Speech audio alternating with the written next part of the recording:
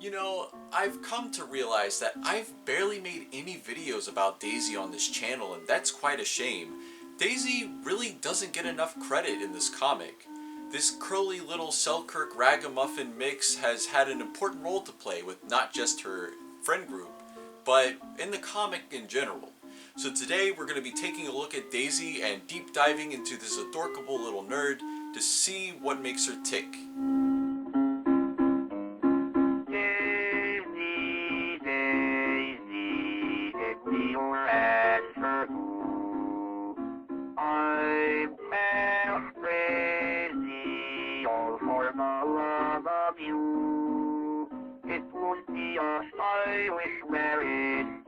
I can't afford a carriage, but you look sweet upon the feet of a bicycle built for two.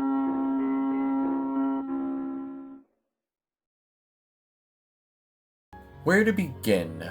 Well, there are some easy things to state right out of the gate. Daisy is a Selkirk Rex and Ragamuffin hybrid, and these species traits have lent to her curly furred cuteness. Even Mike had to admit at one point how adorable it was. One of her biggest flaws is her lack of self-esteem, the irony of that being that she's the cheer captain. Daisy excels in English, getting into an advanced English class with Mike. She also enjoys reading, cosplay, and going to conventions. One of the best chapters, in my opinion, is Guest of Honor. How could you say no to that face? Look how happy she is. Daisy can be the most mature or immature character depending on the situation. When it comes to helping others work out their feelings, she's usually right on the money, even showing a high level of empathy for others, like when she scolds Mike, Lucy, and David for making fun of Paulo's barking fear, saying it's very serious for him, even if they find it ridiculous. However, when it comes to her own issues and feelings, she falls short, often whining about not getting any attention, which sometimes lands her in heat with her other friends. Though Daisy does have a point,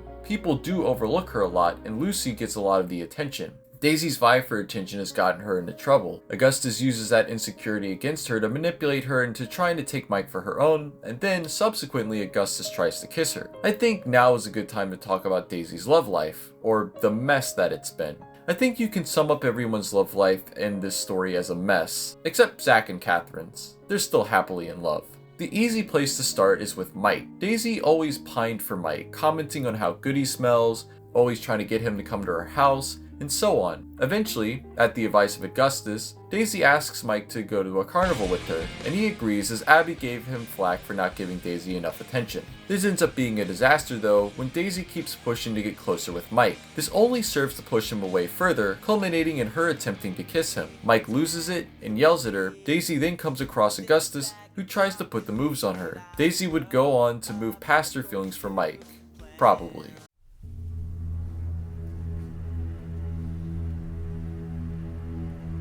Let's talk about Augustus.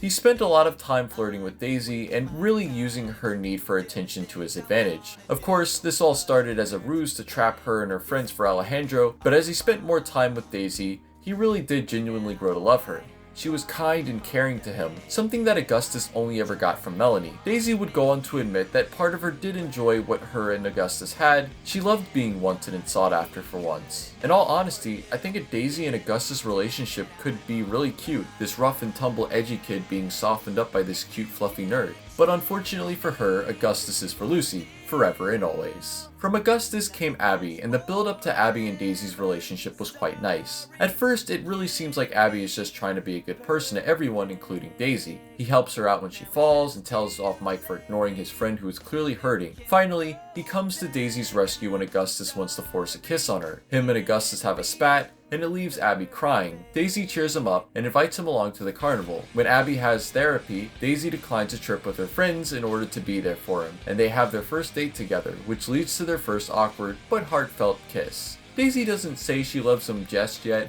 but she does say the which I am 1,000,000% certain was a reference to that song. And to Daisy's credit, she ended up being a really loving and caring girlfriend. She was there for him at the graveyard, was his running mate during the school election, and always showered him with affection. There was just one teensy problem. You see, at this point, she still hadn't gotten over her crush on Mike. pining for him even when she was with Abby. Sure, she liked Abby a lot, but her heart still really wanted Mike. This much comes out during Rachel's birthday party after everyone gets drunk. When Mike storms away after a fight with everyone, Daisy hugs him from behind and consoles him, and ponders why he ever loved Lucy when she tried so hard to be nice to him. The whole time she was jealous over Lucy and all the attention Mike gave her. This makes Abby upset, understandably. Seeing your girlfriend hugging another guy talking about how much she likes him will do that to you. This causes a rift between the two, culminating in Abby breaking things off with Daisy after she is unable to tell him that she loves him. Paulo hatches a plan to get the two back together by convincing Jasmine to put on a Friendship Roses fundraiser. He buys a rose in Daisy's name to give to Abby, and on the day they are handed out, he goes off on the Abyssian about how much Daisy likes him, and the two get back together. And from there, things are pretty smooth. And then the convention happens. Daisy asks Paulo to accompany her to a con, being too embarrassed to ask Abby to go. It's interesting to note that Daisy trusted Paulo with this over Abby, showing that there is still some part of her that isn't completely on board with Abby. Paulo goes with her, and during the con, they end up meeting Sue, Stacy, Mike, Amaya, and Abby. When Paulo splits off to take a leak, Abby follows him and chokes him in a bathroom against the stall door, telling him he better stay away from Daisy. We'll talk more about the ramifications and immediate fallout of this when we get to her and Paulo, but eventually Daisy finds out and angrily tells Abby off for hurting him. But hey, just like that, the ship was sunk. Worst ship sunk indeed. But much like how Daisy was the most important person for Paulo, Paulo is the most important for Daisy. We've seen a development between these two since the Paulo video, so let's dive in. Daisy and Paulo are definitely closer together than they are with Mike or Lucy. Sure, Paulo hits on Lucy all the time, but there's something special about the dynamic with him and Daisy. Paulo gives her a little confidence boost, like when Daisy was fretting over Mike seeing her with her fur all messed up, or after the alleyway confrontation where he assures her that being afraid wasn't anything to be ashamed of. Daisy always had this affinity for the Somali, and using him as a shoulder to cry on. Even when she was with Abby, she would always defend him when Abby would say mean things about him. It's only after everything is said and done and Daisy and Abby have reconciled that she really makes an effort to tell Paulo to lay off him, even going as far as to tell him he needs to apologize. There's a nice little moment between the two under a tree. No, not that one, we'll get there in a moment, but this one. In chapter 84, Scenic Route, the gang goes on a hike and Daisy gets injured while hopping around on some river rocks and has to sit out while everyone goes in search for a now lost Abby. Paulo elects to stay behind to watch her, which gives him some alone time to talk. This is an interesting conversation as it delves into different paths one can take in life. And if it's the game of life, literally two different paths. This being going into the workforce or furthering your education. Daisy apologizes for being useless, but Paulo deflects this by saying that she isn't because of how smart she is. Daisy counters with Paulo having a job and driving lessons. Daisy worries about school coming to an end. Paulo hopes for a better job, and Daisy gets a little upset that he isn't going to college. Paulo isn't worried about this, but Daisy has a bunch of schools picked out. This worries the Somali though, as he doesn't seem overly thrilled about Daisy moving so far away. There's more of a back and forth about what their future could hold,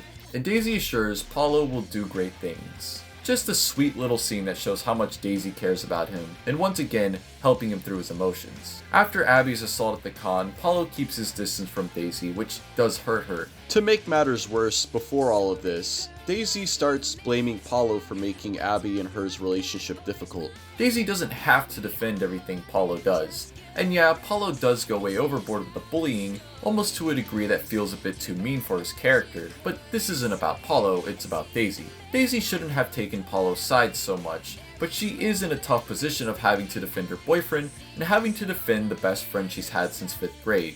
Still, she really is bending over backwards to excuse Paulo's abrasiveness. She at least comes to realize that Abby has a valid point, but the phone call she has with Paulo illustrates how much the two care about each other, how much the opinion of the other matters. It's just at that point, Daisy is yet unaware of Abby's assault.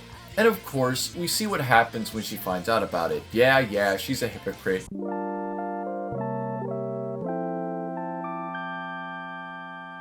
She doesn't even get mad at Paulo for telling her to shut up and when he's just absolutely rude to her. Daisy really do be a tier 3 Paulo sim. But from this, we get one of the best scenes in the whole comic. One that sets a new trajectory for Paulo and Daisy. Several things happened in order to clear the runway for Daisy's moment with Paulo under the tree. For starters, Abby was out of the picture. Lucy had hard rejected Paulo on a semi-date. She also forced Paulo to go to Daisy's birthday party. And finally, Daisy was having her 16th birthday party. And so let's begin and break down this whole scenario. As everyone enjoys some cake, Paulo has slipped away to be by himself under a tree. Daisy notices and approaches him to talk. They have a small back and forth about Lucy when things turn to Abby, and Daisy proclaims that he will never come between them again and drops the first major bombshell that had Paulo x Daisy fans rejoicing. Daisy says she couldn't handle even the thought of Paulo not coming to her party, and despite all of her friends being there, she wouldn't have Paulo.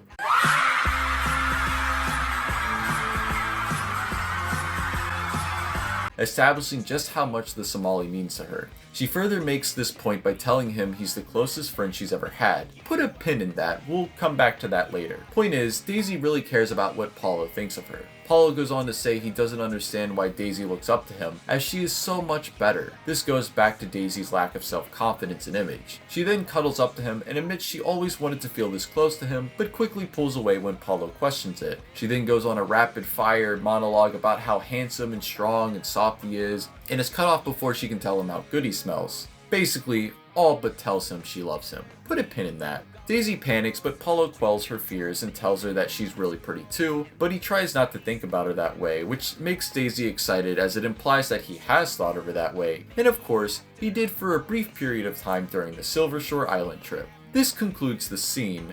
While romantic tension has always been teased between the two, this is the first time we've actually seen them express any of it. This scene is the moment I believe that Daisy started actively liking Paulo in a romantic way, but because it isn't yet time for that to happen, the two do this weird thing where they just skate over actually becoming a couple, when in reality this could have been a perfect time to do it. I try to keep any meta-narrative out of these character analyses though, so we're gonna skate over this as well. However, it's interesting that Daisy's reasoning for liking him so much seems to be in the physical, as she comments on how he looks, feels, and smells rather than any personal achievements or his personality. Though, every other time they've had conversations alone together, it's always been about how much they appreciate each other's accomplishments and who they are as people.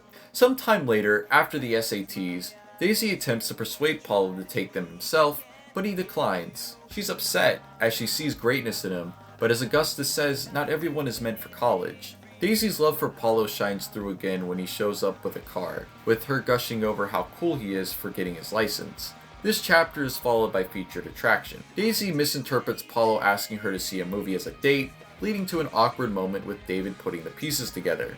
Daisy does get some alone time with Paulo in the theater, which she uses by laying her head on his shoulder. He doesn't seem to mind it though. It's all these reasons why in Double Down, after finally getting the chance to kiss Mike, she ultimately decides she wants Paulo and is no longer interested in Mike. She says as much to Paulo during track meet, where she ogles over the guys during practice and once again helps Paulo through his feelings. And speaking of track meet, it's time to talk about bisexuality, but not really, kind of. I've got a lot of things to say about this. Of all the main four characters, I've often seen people say that Daisy has had the least development, that she has no character, though I do disagree with this. It is true, she hardly is ever seen alone without someone else being there. We don't really get any alone time or introspection with her. And making her bisexual but not really but kind of doesn't help that argument. It makes it even worse when you consider that Paulo's journey into bisexuality was given several chapters of development before he even admitted out loud that he found another guy attractive. Daisy's is just dropped on us. There really wasn't anything to indicate that she had deeper feelings for Sandy, as we never saw them interact as kids. I guess you could make a stretch and say her reaction to Sandy not remembering her is a tip-off, but Daisy isn't exactly new to overdramatic meltdowns. Daisy being bisexual isn't inherently an issue, but because it wasn't set up, and this is coming off the back of James and the track team also not being set up, it feels cheap. Whatever the case is, Daisy admitting this makes Paulo feel okay with his feelings and further gives him something to bond over.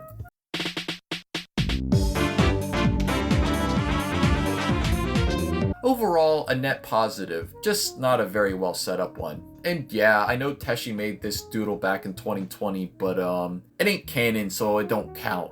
And in Good Enough, we see Paulo and Daisy get splintered apart yet again, and Daisy's jealousy over all the girls that Paulo has flirted with over the years, but not her. This brings us up to speed on Daisy. She's an interesting character for sure, and I think people should give her a shot. On the Candy Boru, Daisy has the least amount of fan art of the main four, falling behind the other three by a pretty large margin. Daisy's struggle for self-worth and balance in life is a pretty relatable one. It's easy to feel overshadowed by your friends, especially ones who seem to get attention for not really doing anything at all. But when she believes in herself, she really shines. And at the end of the day, Daisy wants the same thing we all do: someone to love.